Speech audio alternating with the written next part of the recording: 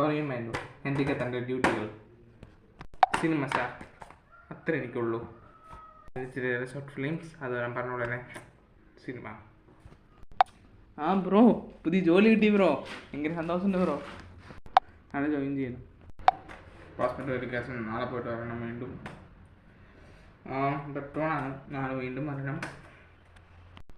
ഞാൻ സിനിമയെ കിട്ടിയപ്പോൾ ഞാൻ ഇവിടെ നിന്ന് ഒരു പോകും സാർ, ഒരു ദിവസം ബോർഡ് ഇരിക്കില്ല. It's good bro. ഹലോ,